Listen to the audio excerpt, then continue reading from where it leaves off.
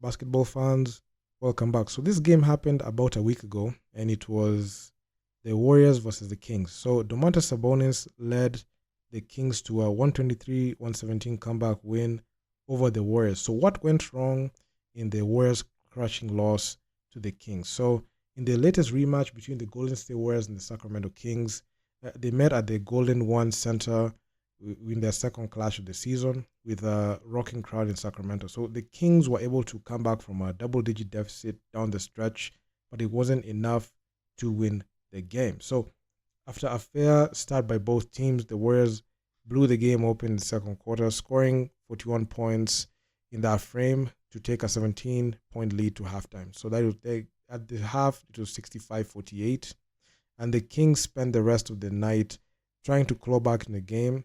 And after some success in the fourth quarter, they managed to complete the comeback to defend home court, and they won at home 123-117. Domantas Sabonis was the hero of the team with 26 points, 18 boards, 3 assists on 8 of 12 shooting from the field. DeMar DeRozan, at the time, he got traded. At that time, he was still the Kings, but right now, as we speak, at the recording of this video, he's been traded back to the Chicago Bulls. DeMar DeRozan was the leading scorer with 32 points, 5 rebounds, 2 assists in 39 minutes. Meanwhile, De'Aaron Fox, who's the newest member right now for the San Antonio Spurs, he dropped 15 points, 5 rebounds, 5 assists on 2 of 11 shooting. For the Warriors, Andrew Wiggins finished with 25 points, 6 boards, 3 assists on 8 of 20 shooting. Buddy Hield tallied 17 points, 3 boards, 1 assist on 6 of 12 shooting. And Stephen Curry, 14 points, 3 boards, and 12 assists on 6 of 11 shooting. So when these teams met in the playoffs back in 2023, it was the Warriors who came out on top thanks to elite defense and the greatness of Stephen Curry. Even then, it took 7 games for the Warriors to advance to the second round, and that was back when they still had Klay Thompson. And subsequently, they got eliminated in the second round by the Lakers. So in this game, there were many flaws in the Warriors that kept them from winning, and this could come back to bite them moving on in this season. So the Warriors had 19 turnovers, and this was very, very much concerning. And if you have that many turnovers, winning a game is so difficult. So a recurring theme for the Warriors this season has been their frequency and the number of times they turn over the ball. And the turnover bug was in full force in this game against Warriors versus the Kings.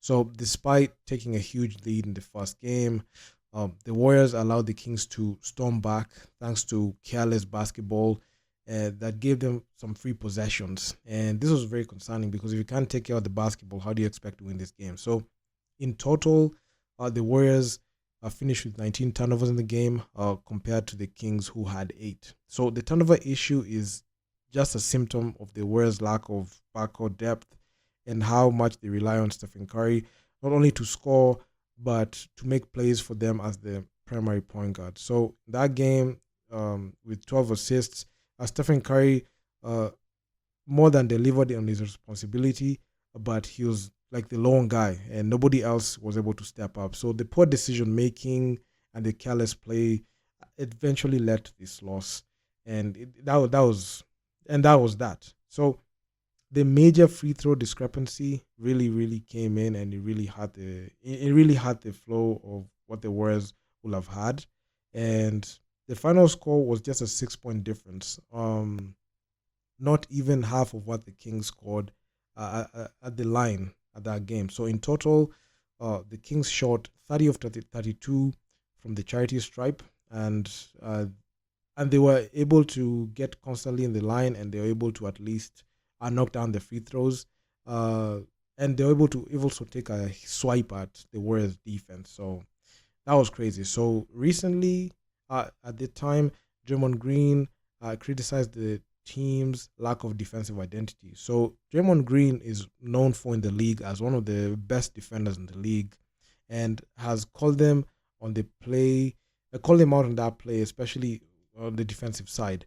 So the committing of the 27 fouls in that game, proving that they were not able to even guard the Kings' best players. So those fouls just kept on, creeping in, and it took a swipe at the Warriors' defense. So there's that. And coming from a guy like Draymond Green, who's a Defensive Player of the Year, somebody who has been a consistent anchor on a defense for the Warriors, was also very much concerning. And the 27 fouls did not help at all. So in the end, the Warriors did not even go to the line as much. They were 9 of 13 from the line and appeared timid with the ball at times. So the lack of aggression and the urgency can only be linked to the lack of confidence, and it checks out the Warriors. And the Warriors are just low on the standings at the time. So it was crazy because following that brutal beatdown by the Boston Celtics, which I covered over a week ago, it showed you that the Warriors, after having a very good start, and the grind just kept on, and the grind of the season kept on going. That consistency, they were never able to keep it. So, and also considering the fact that they let Klay Thompson walk, I mean, it's crazy, man. So effective double teams on Stephen Curry were the answer. So while Curry was able to make plays and run the offense, he was neutralized, and as a shooter, thanks to the double teams that were being thrown at him, and the Warriors were just left scrambling. So in 34 minutes, Curry only had 14 points on 6 of 11 shooting and 1 of 4 shooting from the three. So you could see the limiting of the three balls coming from Stephen Curry was the difference, and it led the Kings to be able to make the comeback. So the Kings managed to keep Curry in check with the pressure, and the Warriors somehow had no response. While Curry's shooting and Draymond Green's calming presence, the Warriors tried to look at the leadership that they could get, but they couldn't find any. So that's that. That was crazy, man. So with their prior experience in facing the Warriors, that's the Sacramento Kings, they knew where to strike, and they knew if they were able to limit Curry as a shooter, that was the key for them to winning this game. So it took a massive comeback effort, but the Kings were eventually able to outpace the Warriors down the stretch to complete the comeback and win the game. So by all accounts, this was a game the Warriors should have won, given like the way they played.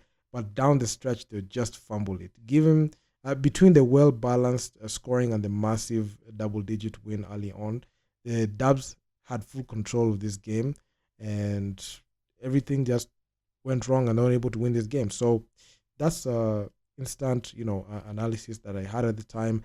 I know this video has come out late, but hey, it is what it is. I've been caught up with the frenzy that's been brought about by the Lakers and Mavs with that Luka Doncic AD trade. So the videos, I was expecting to release this video earlier, but hey, it is what it is. So like, share, subscribe to the channel.